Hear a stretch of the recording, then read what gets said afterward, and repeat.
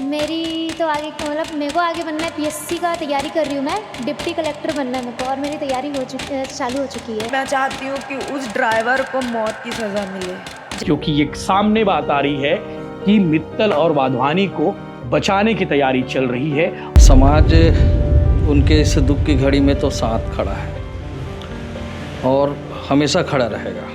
हम महिमा साहू के हाउसिंग के बोर्ड वाले घर में मौजूद है, क्योंकि अब यहाँ उसी किलकारी नहीं गूंजती, पर यहाँ साहू समाज पहुंचा हुआ है। पर छत्तीसगढ़ प्रदेश साहू संघ के अध्यक्ष डॉक्टर धीरेन्द्र साहू जी भी पहुंचे हुए हैं। जो अपराधी है अपराधी है, चाहे उसकी उम्र नाबालिग क्यों ना हो, और इन अपराधियों को यदि उचित सजा नहीं मिलेगी तो ये समझ लीजिए कि भविष्य में वो और भी बड़ा अपराधी बन सकता है। कुछ लोग साजिश रचे, क्योंकि पैसे वाले लोग हैं, जैसे नाबालिग भी, जैसे आपने कहा, आरोपी को बचाया जाता है। तो आप लोगों की तरफ से ये क्या एक दलील दी जाएगी कि उसके खिलाफ कठोर कार्रवाई की जाए, ताकि एक नासिर बने कि कल को किसी के घर की बेटी या बेटे के साथ इस प्रकार का ना। जिस प्रकार से पत्रकारों को भी धमकाया जा रहा है, ऐसा जानकारी हमको मिली है। हमको भी कॉल आया था, क्योंकि हम लगातार मामला उठा रहे हैं। हमारे यशवंत साहू जी जो बॉस हैं, उन्होंने इस चीज़ से रात से पर्दा हटाया, क्योंकि जो लड़का था उनके साथ वो हमारे दफ्तर में आया और ये पूरा खुलासा किया, जिसके बाद राजनांदगांव पुलिस ने अपनी जांच की प्रक्रिया बदली।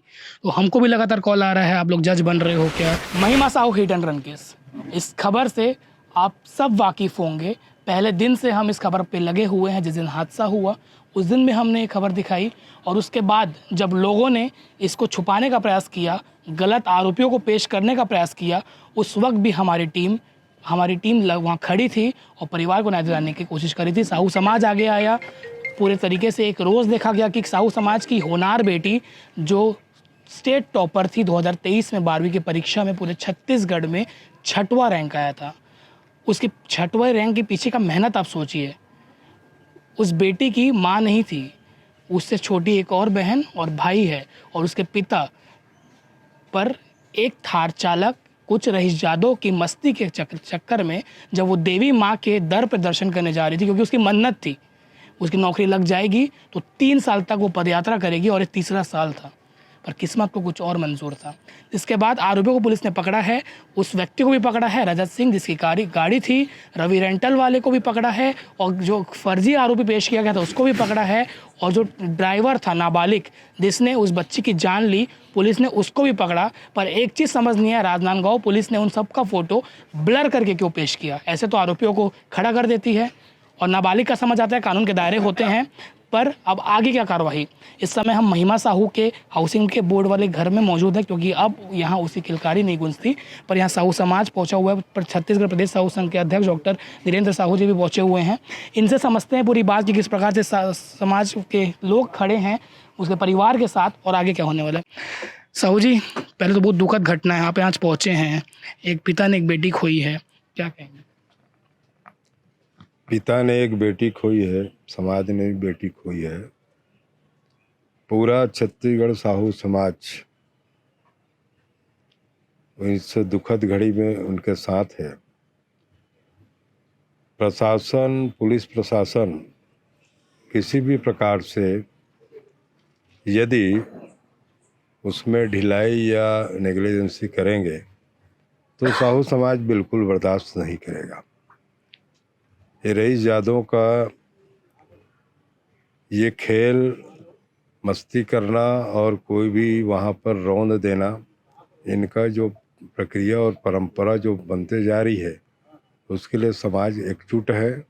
उसका जमकर विरोध किया जाएगा, और बेटी महिमा को वापस तो नहीं लाया जा सकता, लेकिन अपराधियों को कड़ी से कड़ी सज़ा मिले, ये हम बात करेंगे प्रशासन से, ताकि भविष्य में कोई भी ऐसे बेटे या बेटियां ऐसे रईसजादों के मौज मस्ती में अपने जान गंवाने ना पड़े, ये साहू समाज चिंतन करता है। हमारे साथ सभी यहाँ भिलाई इकाई के भी तहसील अध्यक्ष, जिला अध्यक्ष और हमारे सब पदाधिकारी भी हैं, और संस्कार विहीन जो ऐसे बच्चों हैं उनको संस्कार सिखाया जाना चाहिए। उनके अभिभावकों को भी, जो अपराधी है अपराधी है, चाहे उसकी उम्र नाबालिग क्यों ना हो, और इन अपराधियों को यदि उचित सज़ा नहीं मिलेगी तो ये समझ लीजिए कि भविष्य में वो और भी बड़ा अपराधी बन सकता है।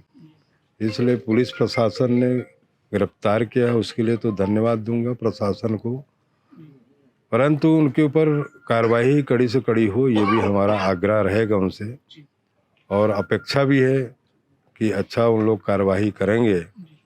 और किसी प्रकार का जिस प्रकार से पत्रकारों को भी धमकाया जा रहा है, ऐसा जानकारी हमको मिली है। हमको भी कॉल आया था, क्योंकि हम लगातार मामला उठा रहे हैं। हमारे यशवंत साहू जी जो बॉस हैं, उन्होंने इस चीज़ से रात से पर्दा हटाया, क्योंकि जो लड़का था उनके साथ वो हमारे दफ्तर में आया और ये पूरा खुलासा किया, जिसके बाद राजनांदगांव पुलिस ने अपनी जाँच की प्रक्रिया बदली। तो हमको भी लगातार कॉल आ रहा है, आप लोग जज बन रहे हो क्या? तो समाज हमारे साथ भी किस प्रकार से खड़े होंगे? हम पत्रकारों के साथ भी पूरे साथ में रहेंगे। जो सही तथ्य को प्रस्तुत कर रहे हैं, यदि सही को छुपाने के लिए, तो गुंडागर्दी छत्तीसगढ़ में नहीं चलेगा। बहुत स्पष्ट हमारा कहना है। और ये शांतिशील व्यवस्था में एक ऐसा प्रदेश है जहाँ पर में कि मनमानी और किसी की दादागिरी से कोई काम नहीं होने वाला।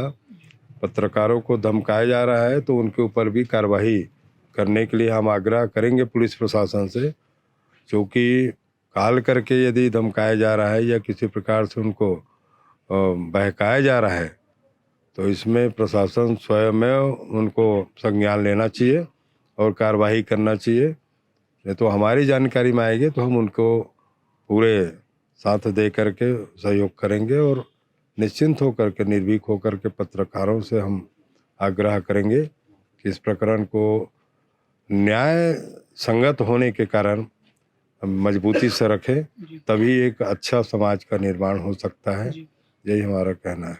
लास्ट दो चीज़ आपसे मैं जानना चाहूँगा, जैसे आपका पूरा समाज परिवार है, क्योंकि उसने बेटी खोया, उनके साथ किस प्रकार से खड़ा है, किस प्रकार से मदद की सहायता बढ़ रही है, और दूसरी ये जो कुछ लोग साजिश रचे, क्योंकि पैसे वाले लोग हैं, जैसे नाबालिग भी, जैसे आपने कहा, आरोपी को बचाया जाता है, तो आप लोगों की तरफ से ये क्या एक दलील दी जाएगी कि उसके खिलाफ कठोर कार्रवाई की जाए, ताकि एक नासिर बने कि कल को किसी के घर की बेटी या बेटे के साथ इस प्रकार का ना?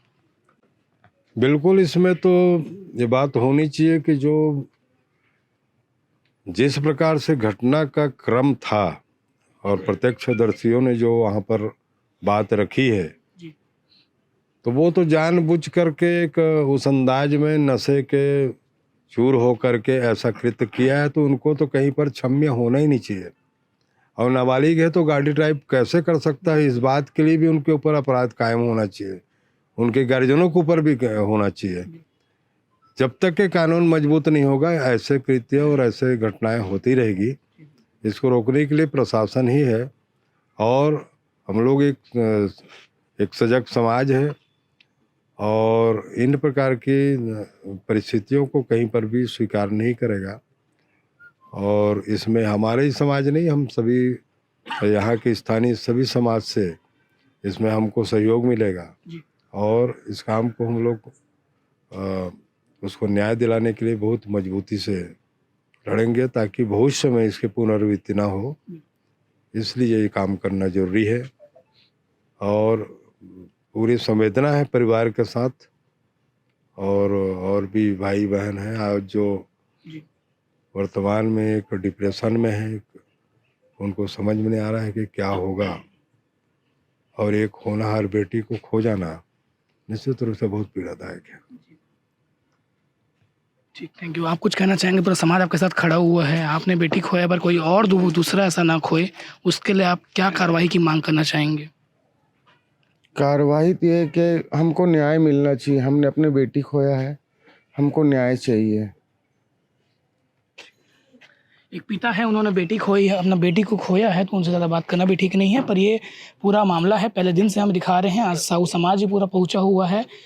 कोई भी व्यक्ति किसी व्यक्ति को बचा नहीं पाएगा, जो आरोपी को सज़ा मिलनी चाहिए, ये साफ चीज़ है। और हमको भी तो लगातार धमकाने का प्रयास किया गया, पर हम भी सच दिखाते रहेंगे, क्योंकि ये किसी के साथ हो रहे अन्याय की बात है। इस मामले में जो भी आप सोचते हैं कमेंट सेक्शन में बता सकते हैं। इस मामले में जो भी अपडेट आएगा आगे वो आपको बताएंगे। धन्यवाद।